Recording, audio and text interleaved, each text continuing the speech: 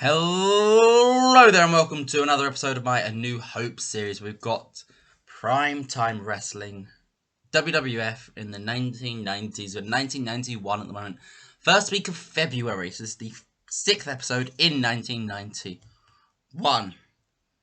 My name is Ben Chapman. If you're around here, make sure to subscribe and hit that thumbs up button if you do enjoy this content. We kick off this episode of Primetime Wrestling with Dusty Rhodes' return.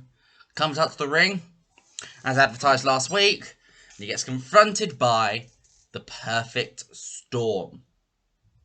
Mr. Perfect, Rick Rude, Owen Hart, Tully Blanchard, and Razor Ramon. The big heel stable on the block at the moment. The Heenan family and the First Family and the $1 Million Corporation are all around.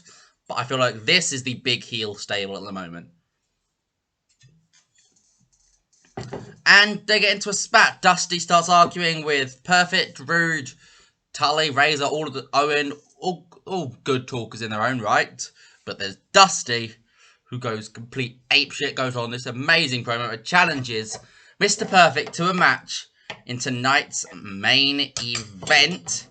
And to a 6-man tag at Saturday night main event. 82 rating. We then get the quick payoff match from last week's turn.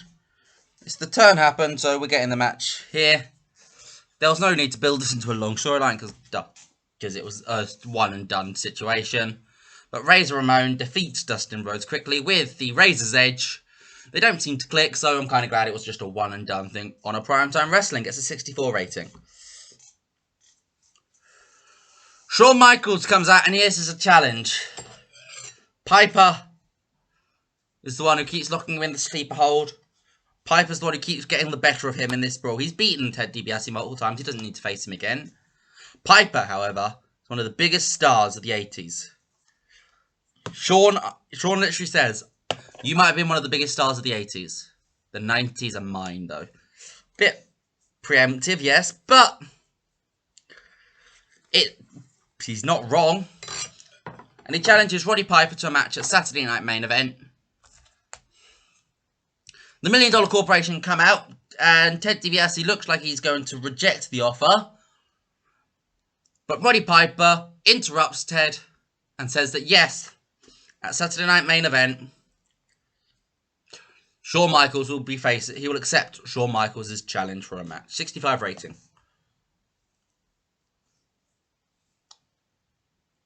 Tag team match here. As Power and Glory defeat Cien Carlos and Rey Mysterio Jr., a luchador team.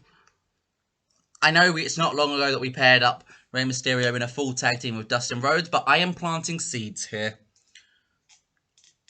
for something which we don't have yet, which is a babyface faction. We have no babyface faction. But Hercules Hernandez makes Cien Carlos tap out to the full Nelson. Gets a 44 overall. Not too bad. And Carlos got an average rating for his gimmick, technically.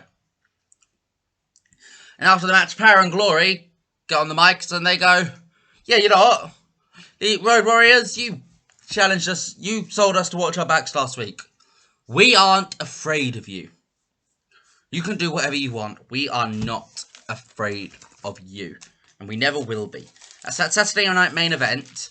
You come here, you get into this ring, and you will be laid out with the Powerplex." 53 rating. Brother Love is backstage and he introduces to the audience The Undertaker's father, the debuting, in this series at least, Paul Bearer. 57 rating. It's the debut of Paul Bearer. Paul Bearer, great on the mic as well as Brother Love. Taker, not as good yet. I'm sure he will get good over time though. But that's why we've got managers to talk for him. And we've got a new manager for The Undertaker now.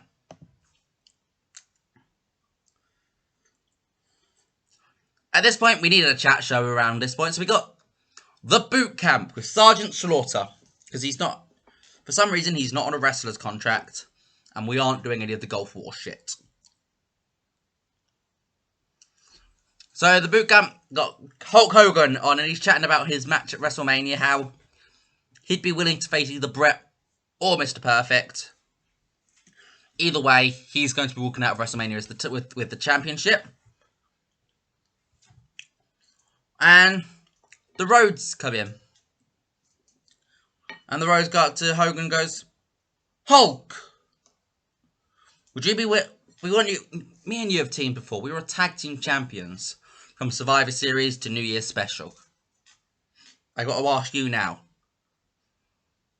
Will you team with us against the Perfect Storm at Saturday Night Main Event? Hogan does his whole looking at the crowd, waiting for the reaction. And Hogan shakes Dusty's hand. They are kind of reuniting. They haven't really been a team since. They haven't really teamed up since the Rumble. So, it's nice to see. Then back together, the Dream Team. Hogan, Dusty, and with this time in a 6-man tag with Dustin. 72 rating. Bam Bam Bigelow defeats Tony Atlas in 8:45. Diving headbutt, quite simple, 64 rating. Before he gets challenged by Andre. Yes, we've got Andre here. He's still going. He was in All Japan, so we decided to bring him in quickly for one last run. He's only going to be working pay-per-view, so Andre returns and he challenges Bam Bam for Mania. Not for Saturday Night Main Event, for WrestleMania. Gets a 59 rating.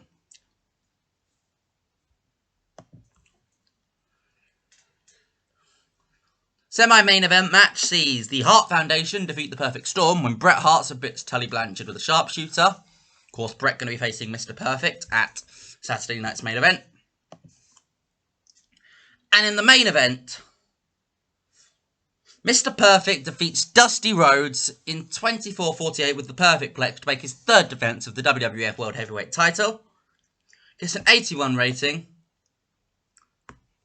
And we get a big brawl Wednesday night. Hogan comes out, Dustin comes out, Bret comes out, Rude comes out, Blanchard comes out, and Ramon comes out. There's also going to be stuff from Jim and Owen. Pretty much the entire... Both sides get fully out here. And they're all just brawling tooth and nail. 75 rating. What do we get overall, though? 77. We are improving still. So, I've been Ben Chapman. That was another episode of Primetime Wrestling. If you liked it, hit the thumbs up button. Let me know in the comments how you're thinking of the series so far. And I'll see you later. Bye.